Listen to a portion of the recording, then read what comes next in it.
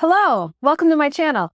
I'm Dr. Kate Boyd and I'm really glad you're here. Today, I'm going to talk about how to choose fingering at the piano. Using effective fingering can make the difference between experiencing ease in your playing or feeling super awkward at the piano. One of the reasons it's hard to talk about fingering in a video like this is because there's no one easy solution that works for everyone.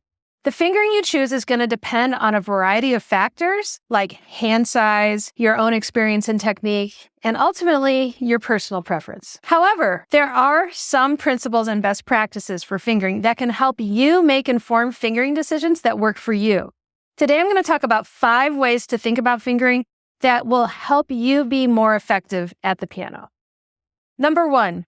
Choose fingerings and write them in early. The best time to think about your fingering is when you are first learning a new piece. Working out your fingering right at the beginning of the learning process will reinforce your muscle memory as you are learning the notes, and you'll be able to learn your music much more quickly because your physical motions will be consistent with each repetition. Think of the finger that puts the note down as being as much a part of the note as the pitch or duration of the note.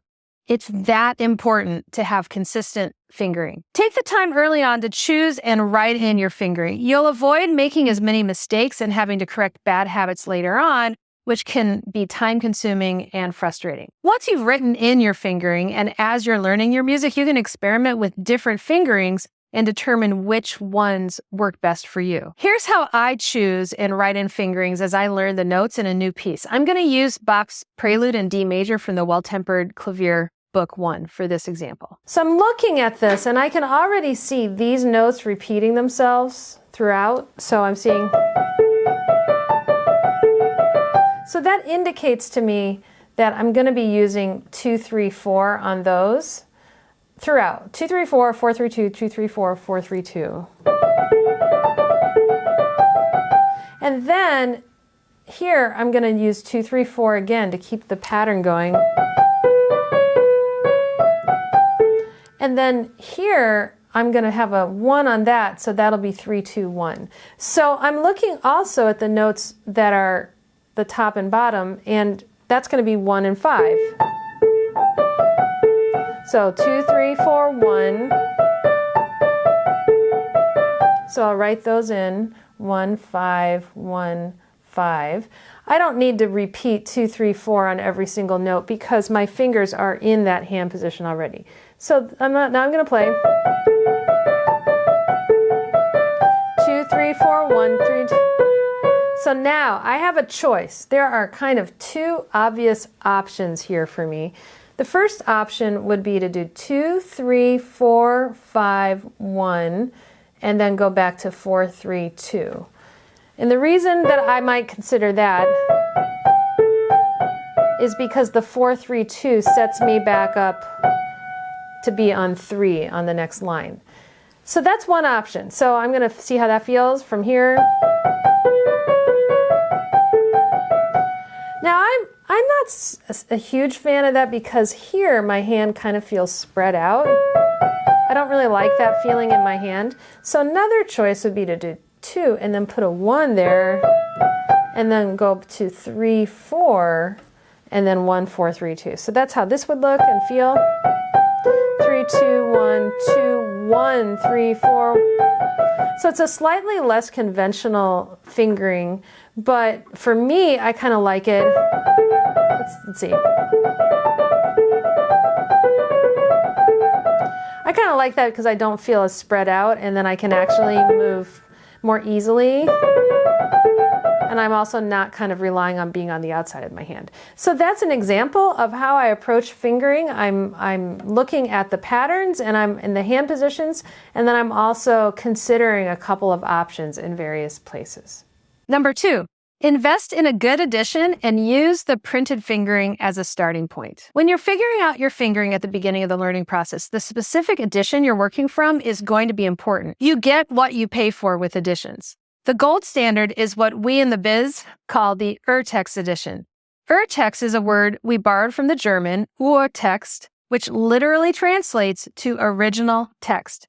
These editions are thoroughly researched and they're true to the original manuscript as much as you can possibly be, although they rely on multiple sources which sometimes conflict with one another.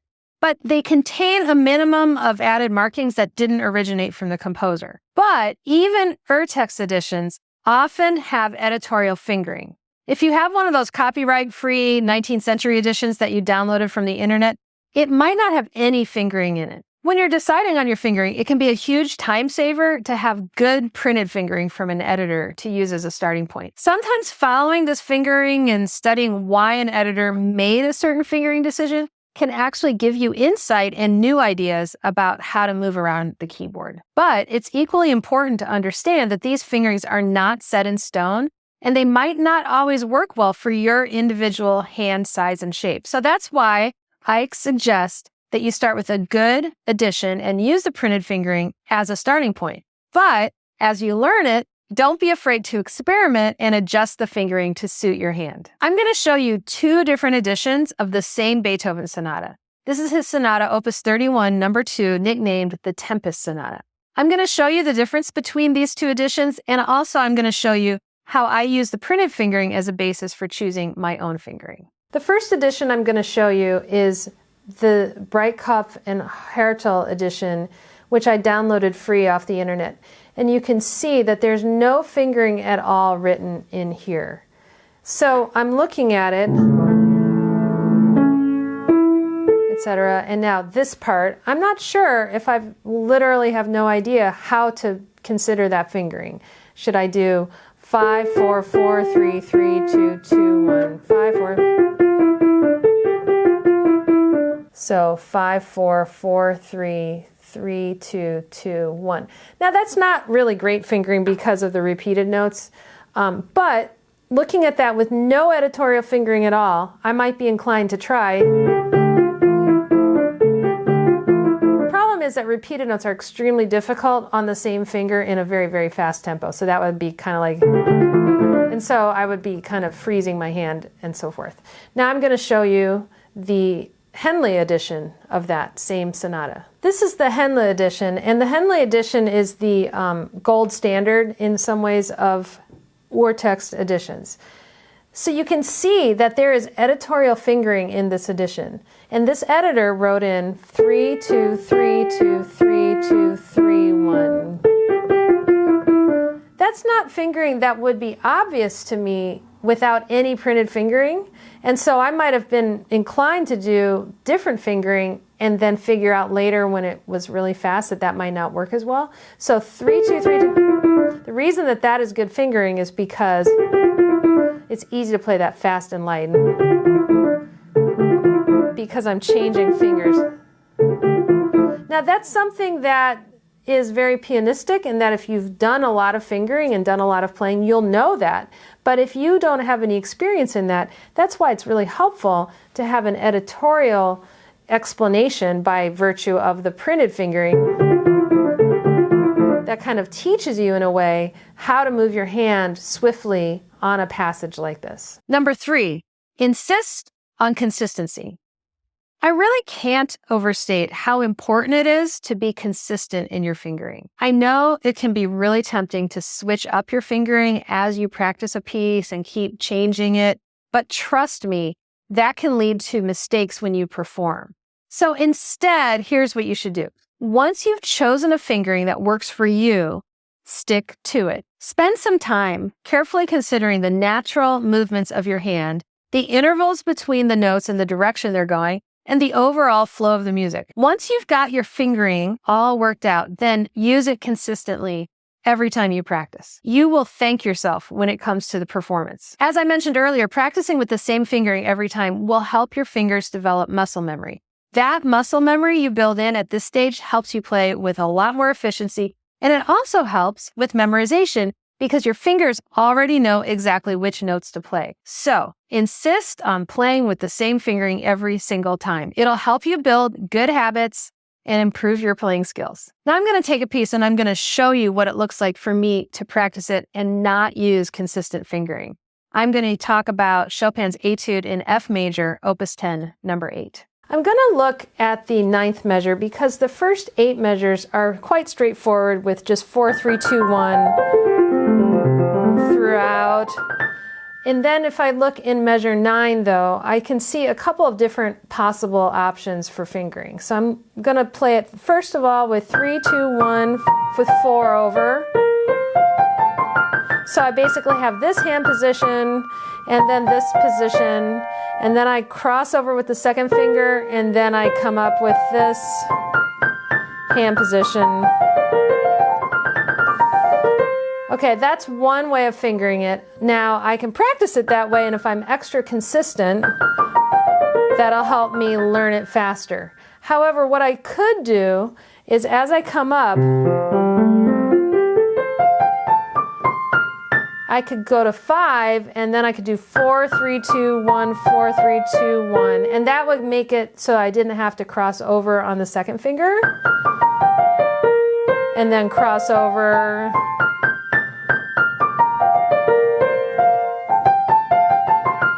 Okay, so that is not fingering I would use, but that's fingering that could, I guess, theoretically also work. That would be worth trying, worth me trying. So I'm going to do 4, 3, 2, 1, 4, 3, 2, 1, 2, and then 1, and then 5, 4.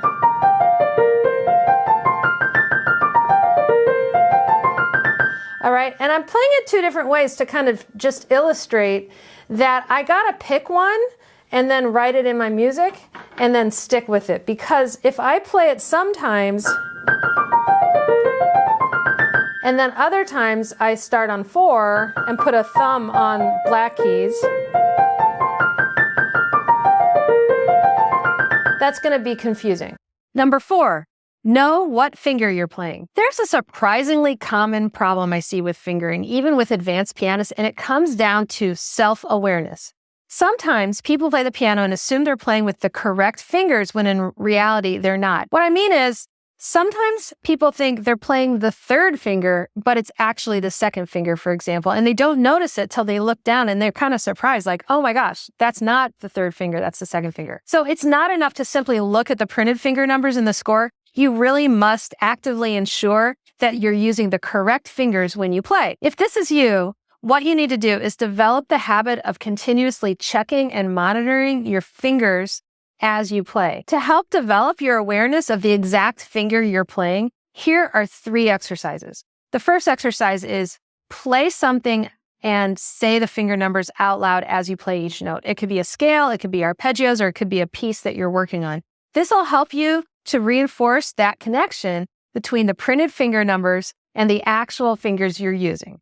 The second thing you can do is to play something that you know quite well with your eyes closed and therefore rely on your tactile memory. This will help reconnect you to your awareness of each specific finger as you play it. The third exercise you can do is to tap your fingers in the air against your thumb in order to sensitize yourself to how each fingertip feels and the finger number. So I'm going 2, 3, 4, 5, 4, 3, 2, 2, 3, 4, 5, 4, 3, 2. 2, 3, 4, 5, 4, 3, 2. But then you can do it together, 2, 3, 4, 5. And then you can do things like 2 and 3, 3 and 4, 4 and 2, and so forth, saying the numbers out loud. And that will really help you sensitize and become more aware of the actual finger numbers you're playing. Number 5, don't assume you know it. Okay, I've gone over why it's so important to decide and write in your fingering early in the process, and I've also talked about why it's so important to be consistent from the get-go in order to leverage your muscle memory as you learn the piece. Over and over, I see students procrastinate on choosing fingering or just not deciding in the first place, and then sort of winging it as they play through the different passages. But this breaks down when you try to increase the tempo because playing fast requires efficient, precise movements. It's easy to get a little bit complacent with fingering. Maybe you figured it out and you wrote it all in, but then you're practicing along and then you find an even better fingering for a particular spot. But you're in the groove practicing and you just don't feel like stopping and erasing and changing the number in the music. It feels like it's going to kind of interrupt your flow. You feel like you're going to just remember the new fingering. This happens to me all the time. I have a lot of music to learn and not a lot of time. And so I have to actually remind myself that even though I figure I'll remember it, I very possibly won't. And also leaving the old number in the score, the old finger number in the score, is visually confusing to my brain because I really want the fingers to be consistent with what I see on the page. This means I have to take the time right away to erase and change my fingering in the score. And so I just want to remind you, don't assume you know it. Write it in, and if you change your mind, change it in the score. Your future self will thank you. This will just help you stay consistent and be super clear about the choices you've made. So even if you need to start in the middle of a phrase when you're practicing, you know exactly what finger to use on every single note. Remember, the ultimate goal is to create a fluid and expressive performance, and choosing the right fingering can make all the difference. So take the time to work with your own hand and experiment with different options until you find the best solution for you. The thing about effective fingering is that it helps you avoid making too many mistakes at the piano when you're practicing. For more strategies on making fewer mistakes, check out this video here. I go into a lot of very specific tactics to try. I'll see you in the next video, and happy practicing.